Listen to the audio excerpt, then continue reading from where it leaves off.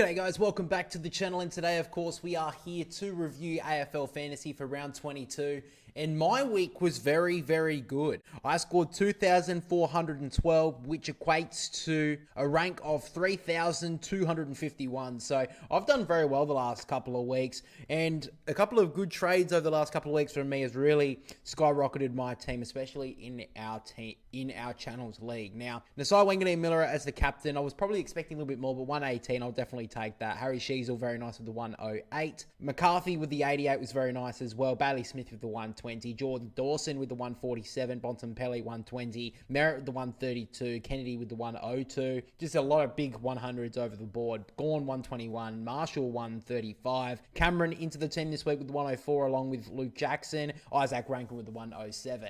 Now, there were a couple of players that didn't score too well. Can't be too mad though. I mean, I think I had a pretty decent week, obviously. Nick Dacos only got 88, wasn't great. Angus Brayshaw, not the greatest. In fact, that's Andrew Brayshaw, sorry. 76, I would have liked a little bit more. Tom Green saved his score with the 95 in the end. And Caleb Daniel is in the firing line this week with the 70. But still, I mean, I can't complain too much. It's a very good week from me. And I've had a bit of a struggle this year, so I'll definitely take that. Now, my brother scored a lot lower than me. He was very surprised when he finally learned of my score. He only scored 2,238. And there's a couple of good scores here. Lockie Whitfield, not too bad. He had Zach Butters with the 122. But there are a couple of lesser lights here, which we have to definitely look at. First of all, the one that's glaringly obvious is Lockie Ash with the 29. Just couldn't get off in that game throughout the afternoon, so really sad, only at 29. That's very poor.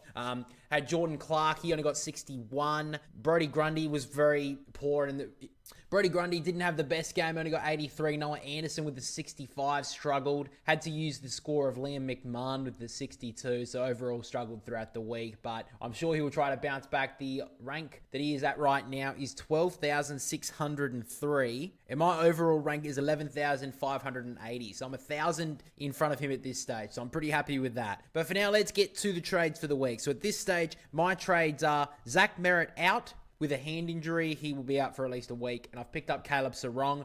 And then I've got rid of Caleb Daniel for Will Ashcroft. Now, it may have been a bit of a surprise, a couple of those trades, especially Caleb Sarong. Hasn't really had a big couple of weeks. However, his two next matchups I really do like. When he gets tagged, he does struggle to score. But the last two games he has is against Brisbane and the Dogs. Neither of them are prone to tagging. I don't think they'll go near him in either of those games. They'll go head-to-head. So I think Caleb Sarong can definitely get off the chain. Does that mean I think Fremantle will win those games? Well, check out the tips to find out on the main channel. But I personally don't think that's going to be a big deal for Caleb Sarong. I don't think that's going to hamper his score. So I had to pick someone that was a little bit lower in price to pick up Will Ashcroft. And the reason why I've picked up Ashcroft is because last week we saw against the Swans, he was, I think, Brisbane's best player on the ground, especially in that first half. And because Lachie Neale's out basically until the final series, I think Ashcroft's the one to stand up. And I think that he's starting to really come into his own. Caleb Daniel simply had to go. So I swapped out one of my midfield forwards that were in my midfield into the forward line. Will Ashcroft's gone in. Had him throughout a lot of the year. When I took him out, all of a sudden he hits peak form. I think he's only scored under 100 once in the last 6 weeks. So really happy to bring in Will Ashcroft. I'm pretty confident with that trade. And my brother's trades for this week are Brody Grundy out, Rowan Marshall in, and he's got rid of Liddy for James Sicily. Now, he had to get rid of Brody Grundy because he's going to be out this week through concussion protocols. Pretty bad news there as a Swans fan, but he's brought in Rowan Marshall. At this point, he's just trying to copy everything that my team has done, which, I mean, is understandable. I'm doing a lot better than him.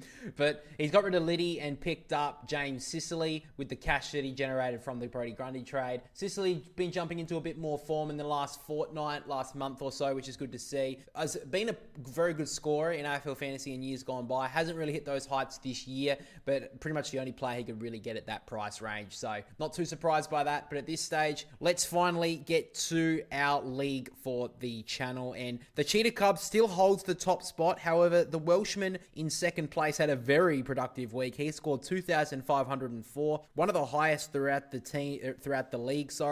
He is in second, still holds that top spot. There was really no movement in the top 10. It looks like only the Wizards of Bontsville jumping up to 8th and Dewar Leapers dropped down to 10th. But other than that, the league at the top 10 stays the same. Going down the list though, towards where me and my brother are placed at, Cobb's crew, first of all, I can see there, 2,513. That's a brilliant score, jumped all the way up into 32nd place. A couple of players around that mark scoring around 2,300 or so. I'm sitting in 38th. I've jumped into the top 40. I didn't think I was going to be able to do that, but I've jumped in there at least for now. So hopefully in the next couple of weeks, I can continue on that sort of form.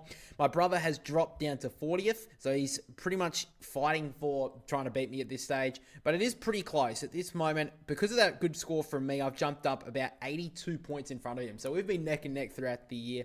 That's my goal, to try and beat him at this stage. It's going to be tough, but I think I can do it. But guys, that's pretty much all we've got for AFL Fantasy's review for this week. If you did enjoy it, make sure to leave a like and subscribe. If you are in a head-to-head league, make sure to let me know as well if we should be doing one of them next year. Of course, we'll continue on doing AFL Fantasy leagues and that going into years to come, because this has been super exciting this year. Our channel was pretty small at the start of the season. I think we were about 2,000 subscribers. We're nearly at 3,000 now.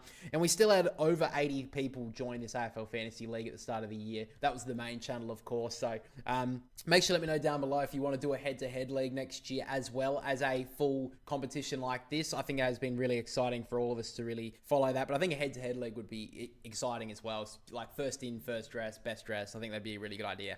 But guys, that's pretty much all from me. So we'll catch you all in the next one.